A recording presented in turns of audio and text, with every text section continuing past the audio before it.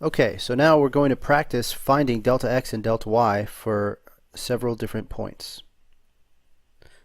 So first of all, to find delta x, we look at the x values and we ask ourselves the question of, do we cross 0 going from one to the other?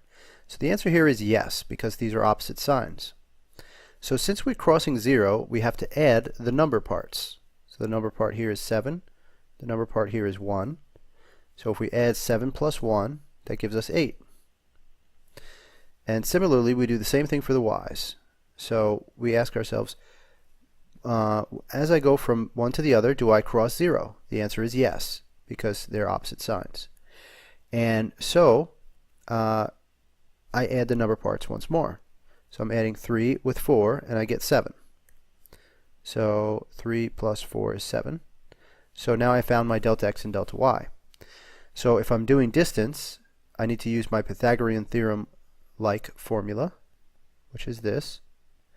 And I simply plug in my delta x and my delta y, and I square both of these numbers, and I add them together, and I think that gives 113. But that's, remember, that's d squared, so to get the value of d itself, we have to square root both sides there. Okay? So that's how we get the distance. Now, suppose we wanted to find the slope.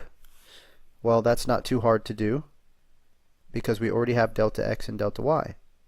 So all we have to do is we have to remember that the signs matter for the slope.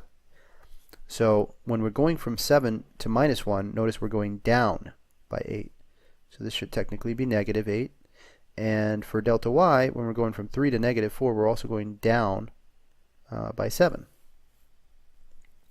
So for delta y, we plug in negative 7. For delta x, we plug in negative 8.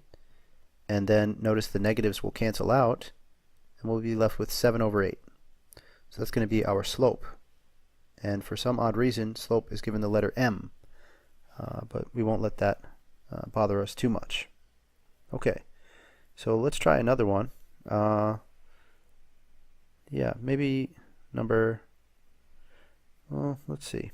Let's find a good one. How about number 9? So let's find delta x first. So as we go from negative 2 to negative 6, we ask ourselves the question, do we cross 0? The answer in this case is no, we don't cross 0.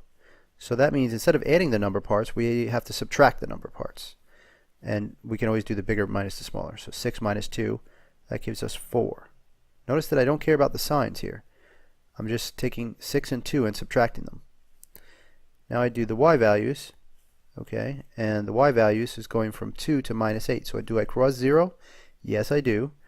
And so I add the number parts. I get 2 and 8, so that makes a total of 10. Now to find the distance, I can use my distance formula, which looks just like Pythagorean theorem. And I plug in my numbers, 4 and 10. Okay, and then I'm going to get 16 and 100. So I'm going to get 116. And I have to square root that to find the distance. Okay. Right, now to do slope, again, I have to remember that the signs in front matter. So for x, I'm going from minus 2 to minus 6, so that's going down. It's getting more negative. And for y, I'm going from 2 to negative 8, so I'm also going down.